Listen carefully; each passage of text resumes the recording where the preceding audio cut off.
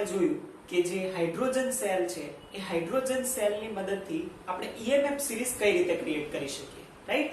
કે હાઇડ્રોજન સેલને આપણે લેફ્ટ સાઈડ પર એનોડ તરીકે કનેક્ટ કરીએ અને રાઈટ સાઈડ પર આપણે અલગ અલગ જે વિદ્યુત ધ્રુવ છે એને કનેક્ટ કરીએ અને જે વોલ્ટમીટરનું રીડિંગ આવે એઝ ઇટ ઇઝ લખી દઈએ તો જે રીડિંગ મળે એનાથી આપણને EMF સિરીઝ મળે.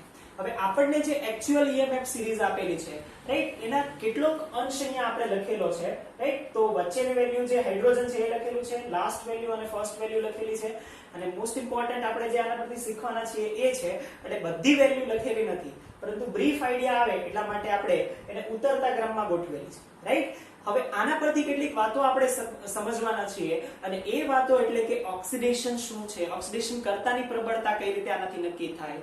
તમે જો જેઈ નીટના ક્વેશ્ચન્સ જોયા હોય તો ઘણા બધા ક્વેશ્ચન્સ એવા હોય કે જેની અંદર તમને ઘણા બધા EMF ની વેલ્યુ આપી દે, રાઈટ? જેમ કે E0 of chromium +3 to chromium is equal to something. આવા ચાર પોટેન્શિયલ આપી દે અને પૂછે કે which of the following is the most reducing agent, right? તો આવી રીતે પૂછી શકે which of the most powerful oxidizing agent. આવી રીતનો જે ક્વેશ્ચન પૂછાય છે કે જેમાં આપણને ઓક્સિડેશન કરતા અને રિડક્શન કરતાની પ્રબળતા પૂછે છે, અથવા તો એવું બી પૂછે કે which of the following becomes the anode, cathode, અથવા એવું બી પૂછે કે કઈ સિરીઝને જો આપણે કનેક્ટ કરીએ, કયા બેને કનેક્ટ કરીએ તો મેક્સિમમ EMF મળે, મિનિમમ EMF મળે. તો એ બધા જે ક્વેશ્ચન છે એ આપણે આ લેક્ચરથી સોલ્વ કરી શકીશું. તો સ્ટાર્ટ કરીએ છીએ EMF series, all about the EMF series.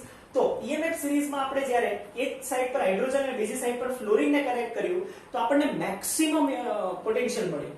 હવે તમને વ્યાખ્યા તો ખબર રિડક્શન પોટેન્શિયલની, કે રિડક્શન પામવાની વૃત્તિ.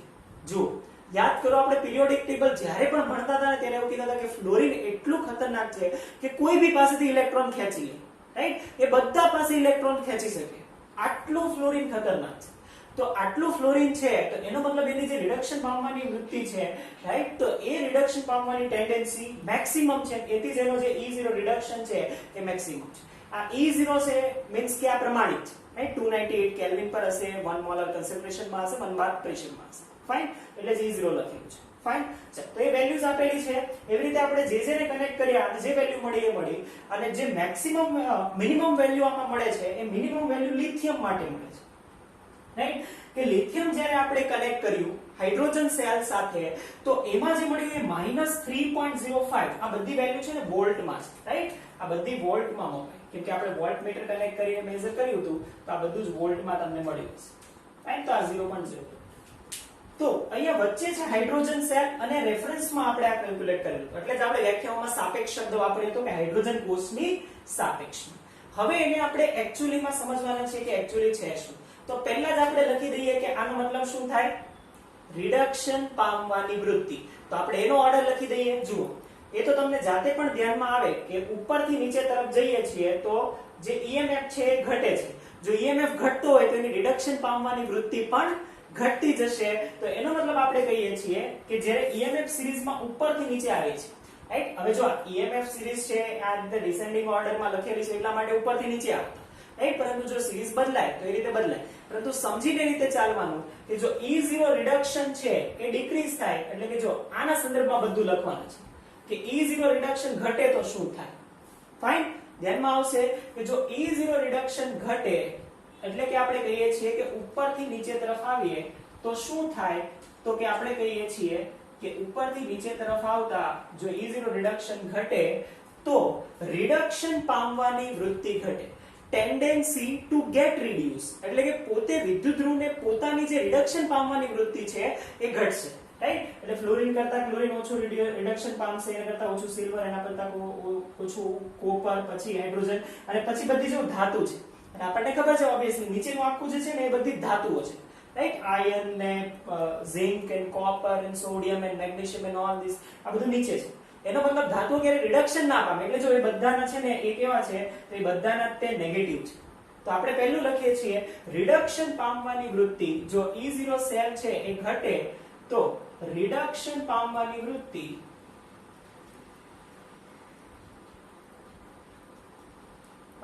વૃત્તિ શું થાય તો કે એ પણ ઘટે, રાઈટ? રિડક્શન પામવાની વૃત્તિ પણ ઘટે.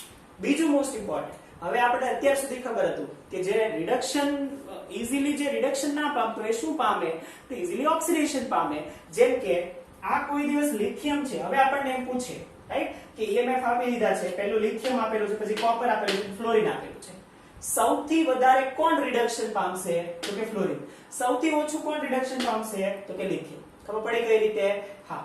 પરંતુ જે સૌથી ઓછું રિડક્શન પામે સૌથી વધારે શું પામશે? ઓક્સિડેશન.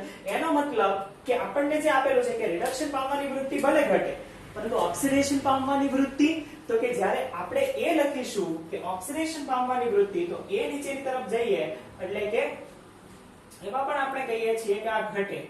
શું તો કે E0 રિડક્શન ઘટે તો ઓક્સિડેશન પામવાની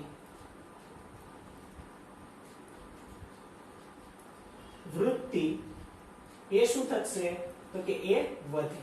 કેમ કે નીચેની તરફ આવીશું તો એ વધારે રિડ્યુસિંગ છે. જો નીચેની તરફ આવશું તો એ વધારે ઓક્સિડેશન પામવાની વૃત્તિ વધશે. લિથિયમ સૌથી વધારે ઓક્સિડેશન પામવાની વૃત્તિ રાખશે, પછી ઉપર જશે એ રીતે વધશે. ધ્યાનમાં આવશે રાઈટ. તો આના પરથી જ આપણે લખ્યું કે નીચે તરફ આવે તો વૃત્તિ ઘટે તો આ વધે. હવે બીજા એક શબ્દ આવે મહત્વના અને એ એટલે રિડક્શન કરતા અને ઓક્સિડેશન કરતા. Reducing agent and oxidising agent. આ એજન્ટ શું છે? જે પણ પોતે રિડક્શન પામતો હોય, આ પોતે પામે છે રિડક્શન પામવાની વૃત્તિ એ પોતાની છે, તો બીજાનું શું કરે? ઓક્સિડેશન. જે પોતે રિડક્શન પામે છે બીજાનું શું કરશે?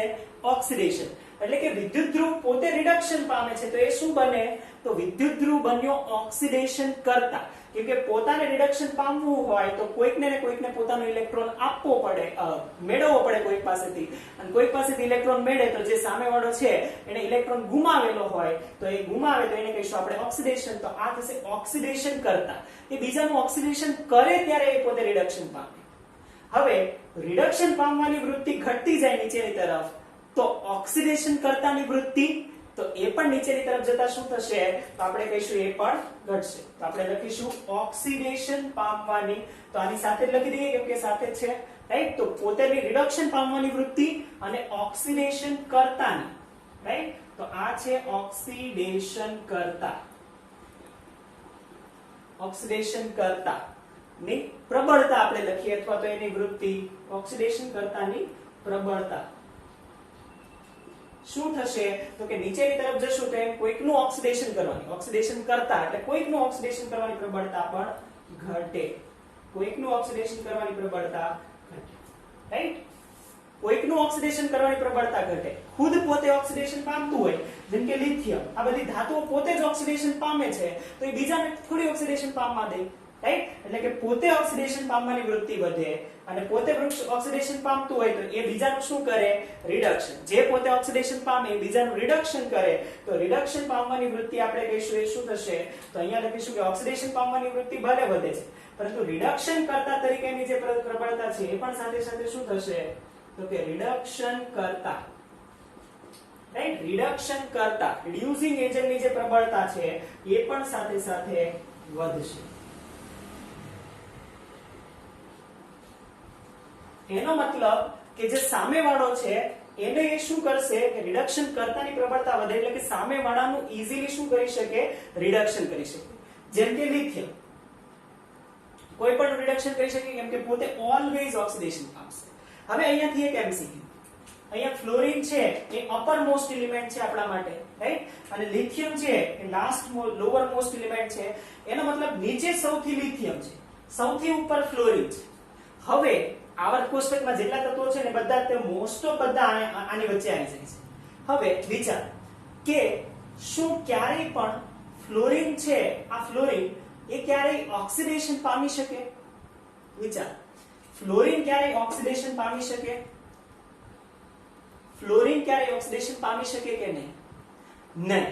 શા માટે? કેમ કે ફ્લોરિનની ઉપર કોઈ તત્વ એવું નથી કે જે એનું રિડક્શન કરી શકે રાઈટ. એનો મતલબ કે આ ફ્લોરિન છે ઓલવેઝ પોતે જ રિડક્શન પામશે. બીજું કોઈ એલિમેન્ટ ફ્લોરિન પાસેથી ઇલેક્ટ્રોન ખેંચી નહીં શકે. ફ્લોરિન ક્યારેય પોતાનું ઇલેક્ટ્રોન આપશે નહીં.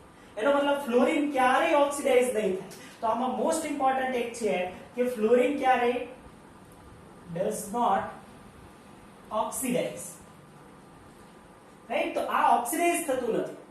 સેમ આપણે લિથિયમ માટે કહીએ કે લિથિયમ ક્યારે રિડક્શન પામી શકે નહીં, એ ઓલવેઝ ઇલેક્ટ્રોન આપવાની જ વૃત્તિ રાખશે કેમ કે મોસ્ટ નેગેટિવ છે, તો આ ક્યારે ડઝ નોટ રિડ્યુસ.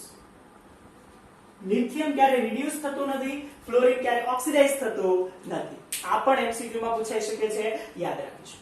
થશે તો ચાર વાતો આપણે જોઈ. રિડક્શન પામવાની વૃત્તિ એટલે કે રિડક્શન પોતે જે વિદ્યુત ધ્રુવ છે એ કઈ રીતે પામે છે, એ ઓક્સિડેશન પામવાની વૃત્તિ, ઓક્સિડેશન કરતા અને રિડક્શન કરતા. હવે મોસ્ટ ઇમ્પોર્ટન્ટ જોવા જઈ રહ્યા છીએ અને એ એટલે કે એનોડ તરીકે કોણ વર્તે અને કેથોડ તરીકે કોણ વર્તે. પણ એના માટે તમારે પહેલા મને કહેવાનું છે. ચાલ, એનોડ પર શું થાય? એનોડ પર થતું હતું ઓક્સિડેશન, યાદ છે તમને? હા, એનોડ પર થાય ઓક્સિડેશન, કેથોડ પર થાય રિડક્શન. સિમ્પલ. કોણ વધારે? ધારો કે હું કોઈ પણ બે સિલેક્ટ કરું, રાઈટ? વિદ્યુત ધ્રુવ, વિદ્યુત કોષ બનાવવો હોય તો બે જોઈએ, કોઈ પણ વિદ્યુત ધ્રુવ. આમાંથી કોઈ પણ બે સિલેક્ટ કરીએ છીએ. ધારો કે આપણી પાસે બે વિદ્યુત ધ્રુવો છે, એક છે આપણી પાસે સિલ્વર વિદ્યુત ધ્રુવ અને એક છે આપણી પાસે આ લેડ વિદ્યુત ધ્રુવ Pb, રાઈટ? આ બંને વિદ્યુત ધ્રુવો છે. હવે તમારે મને કહેવાનું છે કે કોણ એનોડ બને અને કોણ કેથોડ બને. ફર્સ્ટ ક્વેશ્ચન છે તો આપણે થોડું વિચારીને સોલ્વ કરીએ. એનોડ એટલે કે ઓક્સિડેશન. તો ઓક્સિડેશન, ચાલ આ બંને તમને આપેલા છે, 0.80 છે, -0.13 છે. કોણ ઈઝીલી ઓક્સિડેશન પામે? ઓબ્વિયસલી ઓક્સિડેશન પામવાની વૃત્તિ ક્યાં છે તો કે નીચેની તરફ જઈએ તો વધે. તો જે લેડ છે ઈઝીલી ઓક્સિડેશન પામે અને આ છે ઈઝીલી રિડક્શન પામે, એટલે કે આ છે પોતે રિડક્શન પામતું હોય અને આ ઓક્સિડેશન પામતું હોય, તો એનો મતલબ આ થશે કેથોડ, આ થશે એનોડ. ઇન શોર્ટ આપણે એટલું યાદ રાખવાના છીએ કે ઉપરની તરફ જે હશે, ઉપરની તરફ એટલે કે જેનો EMF વધુ, ઉપરની તરફ એટલે કે જેનો E સેલ વધુ, રાઈટ? આમ તો E ઇલેક્ટ્રોડ, E0 વધુ, તેને આપણે શું કહીશું? જેનો E0 સેલ વધુ એટલે કે પોઝિટિવ હોય અથવા તો વધારે હોય તો એને જ આપણે કહીશું એ બનશે કેથોડ. એ શું બનવું જોઈએ? તો એ બનશે કેથોડ. ફાઇન. તો ઉપરની તરફ હોય, EMF સિરીઝમાં ઉપરની તરફ હોય અથવા તો એનો E0 સેલ વધુ હોય તો એ બનશે કેથોડ. સેમ જો જે આપણને આપેલું છે એ નીચેની તરફ હોય, રાઈટ? નીચેની તરફ હોય અને જેનો E0 સેલ, E0 ઇલેક્ટ્રોડ એ ઓછો હોય, એ શું બનશે તો કે એ આપણે કહીશું એ બનવું જોઈએ કેથોડ, રાઈટ? તો એ શું બનશે? કેથોડ. કેથોડ. તો કોણ કેથોડ બને? Sorry, anode, right? નીચેની તરફ છે એનોડ, ઉપર છે કેથોડ. તો હવે તમને આઈડિયા આવી ગયો કે એનોડ તરીકે કોણ બની શકે, કેથોડ તરીકે કોણ બની શકે અને શા માટે? નીચેની તરફ હશે એની ઓક્સિડેશન પામવાની વૃત્તિ વધારે હોય, તો ઓક્સિડેશન પામવાની વૃત્તિ વધારે હોય એ બને એનોડ. તો નીચેની તરફ જે હશે એ બનશે એનોડ અને ઉપર તરફ હોય એની રિડક્શન પામવાની વૃત્તિ વધારે હોય અને ઉપર હશે એ બનશે કેથોડ. ધ્યાનમાં આવશે તો કોઈ પણ તમને બે આપેલા હોય તો તમને તરત જ આઈડિયા આવી જવો જોઈએ કે આ એનોડ બનશે, આ કેથોડ બનશે. થશે? ક્લિયર થશે આ રીતે, રાઈટ? તો આ રીતે આપણે કહી શકીએ કે આ એનોડ બને, આ કેથોડ બને. હવે આના પરથી આપણે એકાદ બે MCQ સોલ્વ કરીએ કે જેથી આપણને આઈડિયા આવે કે કઈ રીતના ક્વેશ્ચન પૂછાય છે, રાઈટ? એકદમ બેઝિક ક્વેશ્ચન છે, તમને આઈડિયા આવી જશે, પરંતુ એ બધી જ વાત આ ચાર વાતો પર આધારિત છે. અને હું તમને એટલું જ યાદ રાખવાનું કહું છું કે ખાલી આ એક વાત યાદ રાખો, કેમ કે મેં રિડક્શન પામવાની વૃત્તિના આધારે જ આ ચાર વાત લખી છે, રાઈટ? તમને ખાલી એક વાત ખબર હશે તો તમે ચારે ચાર લખી શકશો. તો આ એક વાત યાદ રાખવાની છે, તમને ઈઝીલી યાદ રહેશે અને આ વાત યાદ રાખવાની છે. રહેશે યાદ? તો આ EMF સિરીઝ વિશે આપણે વાત કીધું અને EMF સિરીઝ પરથી કઈ રીતના ક્વેશ્ચન આવી શકે એકાદ બે આપણે એક્ઝામ્પલ જોઈ લઈએ તો આપણને આઈડિયા આવી જાય કે કેવા ક્વેશ્ચન પૂછાય છે, રાઈટ? આમ તો એક એક્ઝામ્પલ આપશું તો પણ તમને આઈડિયા આવી જશે. ચાલો એક એક્ઝામ્પલ કહીએ છીએ, ધ્યાનમાં આવશે, રાઈટ? ઓક્સિડેશન કરતા, રિડક્શન કરતા. ઓકે, ચાલો તો EMF સિરીઝમાં એકાદ એક્ઝામ્પલ લઈ લઈએ.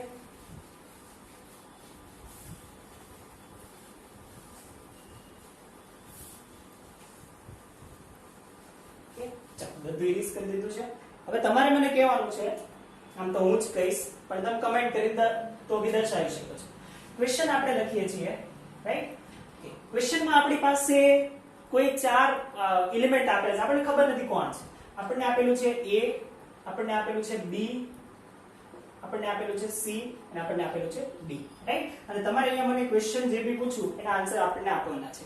ઓકે, હવે તમને આપણને અહીંયા આપેલું છે કે E0 રિડક્શન, રાઈટ? રિડક્શનની વેલ્યુ બધી આપેલી છે. હવે જ્યારે પણ તમે આવી રીતના MCQ સોલ્વ કરો ને તો ખાસ તમારે એ જોવાનું, કેમ કે ઘણીવાર છે ને, મેં તમને અગાઉ પણ વાત કરી હોય કે જ્યારે ઘણીવાર છે ને તમને એવું ના આપે કે આ રિડક્શન છે કે ઓક્સિડેશન છે. તમને શું આપી દે?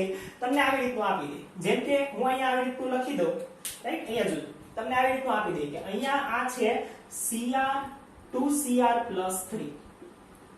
હવે શું Cr થી Cr+3 લખવાથી આ રિડક્શન પોટેન્શિયલ થાય? નહીં. આ શું થશે? ઓક્સિડેશન પોટેન્શિયલ થઈ ગયું.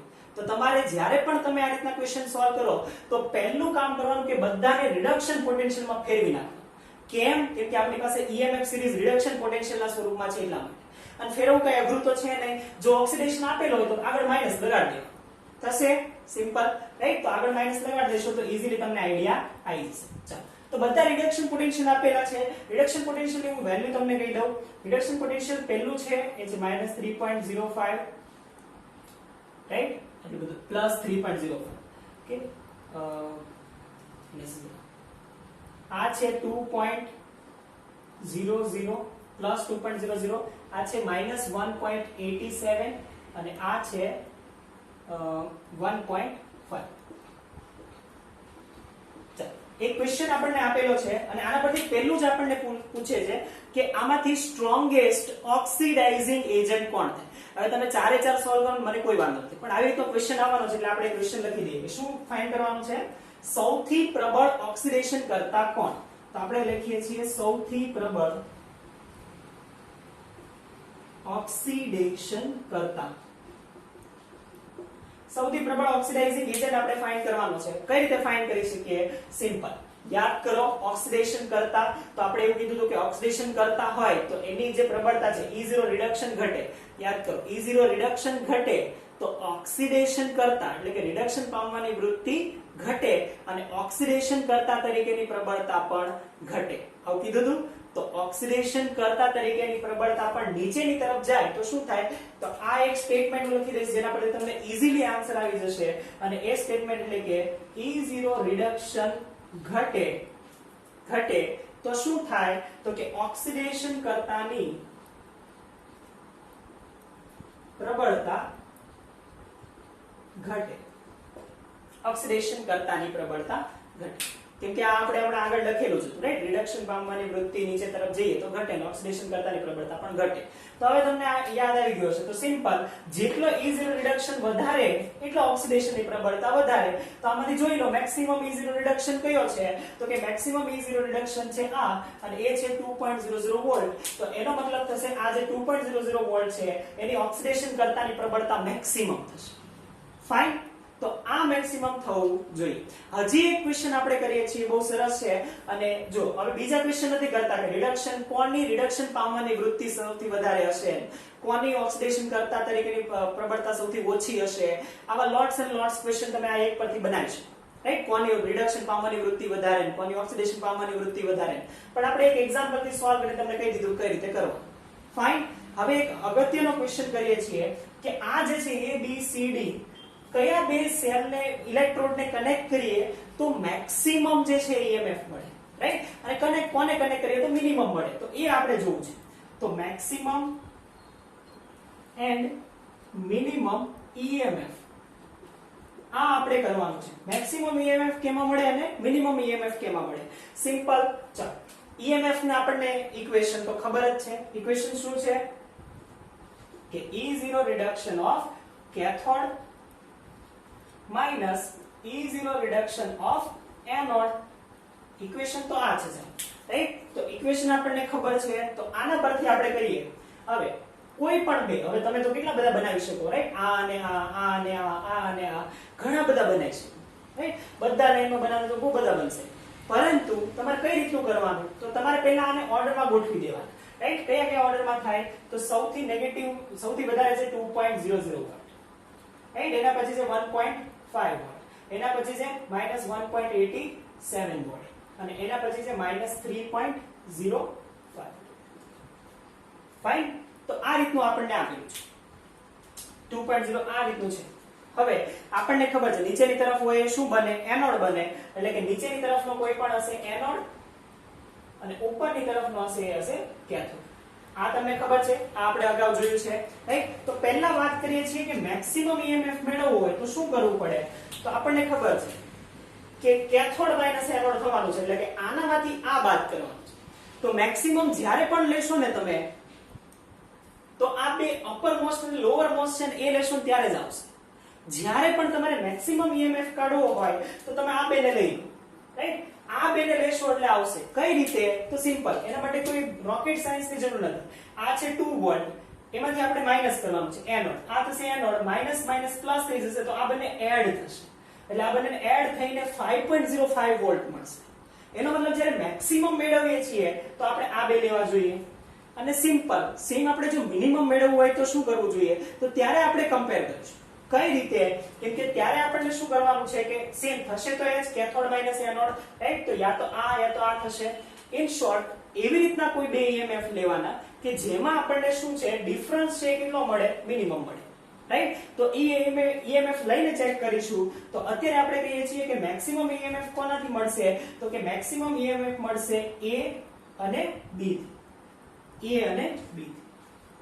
જો A અને B ને આપણે કનેક્ટ કરીએ અને A જે છે એને આપણે બનાવીએ એનોડ અને D છે એને બનાવીએ કેથોડ, તો આપણને શું મળે, તો કે આપણને મેક્સિમમ EMF મળે, રાઈટ? સેમ મિનિમમ EMF ની વાત કરીએ. ચાલો, તો આ 2.00 છે એને હું 1.5 સાથે જોડું છું. ફાઇન, મિનિમમ આપણે ફાઇન્ડ કરવો છે.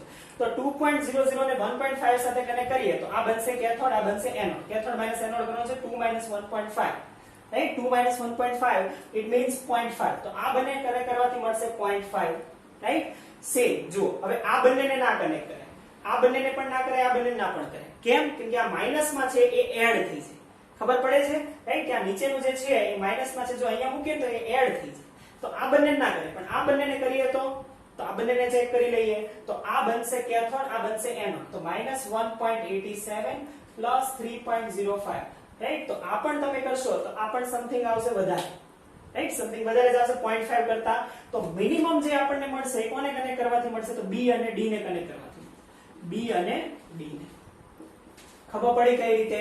તો મિનિમમ માટે તમારે જોવું પડશે આ જે ફોર્મ્યુલા છે એમાં મૂકીને કે મિનિમમ વેલ્યુ કોની મળે છે, તો તમે ઈઝીલી આ EMF ફાઇન્ડ કરી શકશો. થશે, રાઈટ? તો આ રીતના ન્યુમેરિક ક્વેશ્ચન પણ પૂછી શકે છે. તો આવા ઘણા બધા ક્વેશ્ચન છે એ EMF સિરીઝના બેઝ પર થઈ શકે છે, પણ મોસ્ટ ઇમ્પોર્ટન્ટ તો એ છે કે કોણ રિડક્શન પામશે, કોનું ઓક્સિડેશન થશે, કોણ સ્ટ્રોંગેસ્ટ ઓક્સિડાઇઝિંગ એજન્ટ છે, રાઈટ? કોણ વીકેસ્ટ રિડ્યુસિંગ એજન્ટ છે. આવા જે ક્વેશ્ચન છે એ EMF સિરીઝ અને EMF ની જે વેલ્યુઝ છે એના પરથી ઈઝીલી સોલ્વ કરી શકીએ છીએ, રાઈટ? તો આ થયું EMF સિરીઝ નો જે ટોપિક હતો. EMF સિરીઝ પરથી જે પણ MCQs પૂછાતા અને EMF સિરીઝ એ પણ થયું કમ્પ્લીટ. હવે EMF સિરીઝ ની જે બધી વેલ્યુ છે ને એ મગઅપ કરવાની જરૂર નથી, એ ગોખવાની જરૂર નથી. જનરલી EMF સિરીઝ ની મોટા ભાગની વેલ્યુઝ જ્યારે હોય છે ત્યારે આપી દીધેલી હોય છે, પરંતુ જો ના આપેલી હોય તો અમુક એક વેલ્યુઝ કદાચ તમારે યાદ રાખવાની થાય અને તમે થ્રુ આઉટ ધી સેમેસ્ટર જ્યારે આ સોલ્વ કરશો તો તમને યાદ રહી જશે ઘણી બધી, રાઈટ? કે કોપર નું છે તો 0.34 થાય, રાઈટ? ક્લોરીન છે 1.36 થાય, રાઈટ? સિલ્વર છે 0.80 થાય. આ અમુક વેલ્યુ યાદ રહી જશે. તો અમુક વેલ્યુ યાદ રહી જશે એટલે જ ઇનફ છે. ફાઇન. તો આખું ટેબલ એ ગોખવાનું નથી અને ટેબલની વેલ્યુઝ આપેલી હોય તો એના પરથી જે છે એ આગળનું ફાઇન્ડ કરતા આવડવું જોઈએ. તો આ થયું EMF સિરીઝ કમ્પ્લીટ.